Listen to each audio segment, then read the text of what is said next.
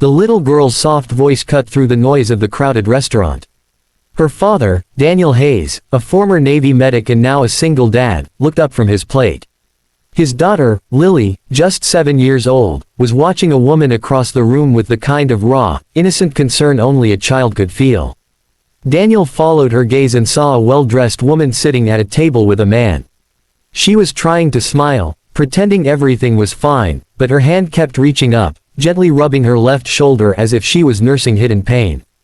Daniel's instincts, honed through years of patching up soldiers in battlefields, immediately kicked in. Something was wrong, not just physically, but deeper. He could see the stiffness in the woman's posture, the way her eyes dimmed every time the man next to her leaned close, whispering something sharp that made her flinch. Daniel knew that look. He had seen it in women and children during overseas missions, the silent cry for help no one else seemed to hear.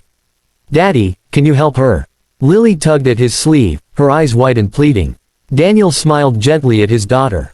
"We don't get in other people's business, Lily, unless they need us." His voice softened, remembering his Navy creed. "And I think she does."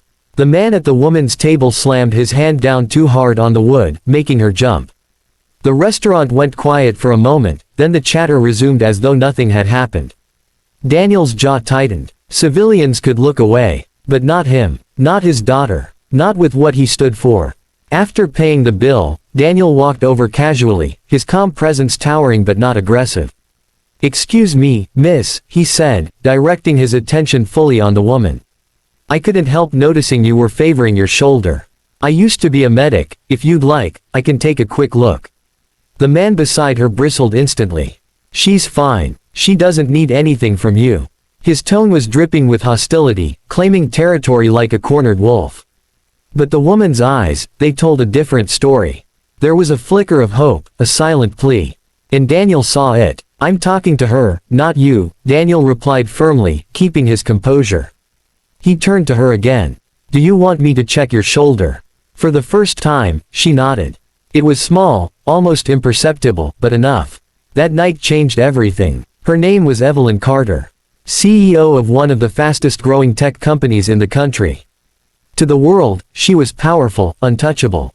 But behind closed doors, she was trapped in a relationship with a man who broke her down piece by piece, mentally, emotionally, and now physically. The bruises weren't always visible, but Daniel could see them in her eyes, in the tremble of her hands. As he gently examined her shoulder in the quiet corner of the restaurant, he realized it was more than just a pulled muscle. It was an untreated injury, likely from being shoved or twisted too hard. Evelyn's voice cracked as she admitted, "It's been hurting for weeks." She lowered her gaze, ashamed, as if apologizing for existing. Daniel didn't push her, didn't demand details. Instead, he gave her the respect she hadn't been shown in years. "You deserve to heal," he said quietly. "Not just your shoulder, but your whole life." From that night on, their paths kept crossing. Evelyn would find excuses to bump into Daniel and Lily at the park, the grocery store, or the small diner he liked. Lily adored her instantly, often slipping her small hand into Evelyn's and asking if her shoulder still hurt. Evelyn found herself laughing again, something she hadn't done in so long it startled her. But healing wasn't easy. Her abusive partner wasn't willing to let go. The threats escalated, first calls, then showing up at her office, demanding she cut ties with Daniel. Evelyn lived in fear, but Daniel reminded her that fear doesn't get the last word. One night, it came to a head. Evelyn showed up at Daniel's door, trembling, tears streaming down her face. "He's not going to stop," she whispered. "He said he'll ruin me if I walk away." Daniel knelt so his eyes were level with hers. "Evelyn, listen to me.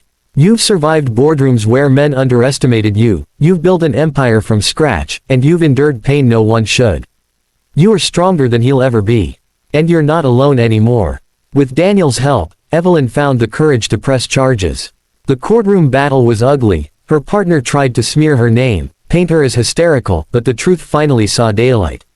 Evelyn's staff testified, neighbors spoke up, and Daniel stood firmly by her side every step of the way. Through the process, Evelyn realized something profound. Daniel wasn't just a medic who patched up wounds, he was a father who lived every day teaching his daughter compassion, courage, and integrity. Watching him made her believe in good men again, something she thought was long dead in her heart.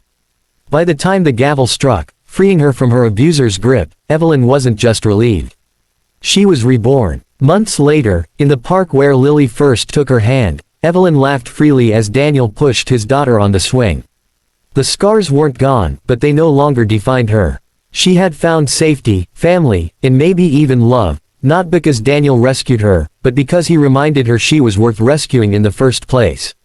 And when Lily giggled and shouted, "Daddy," her shoulder doesn't hurt anymore. Evelyn couldn't hold back the tears.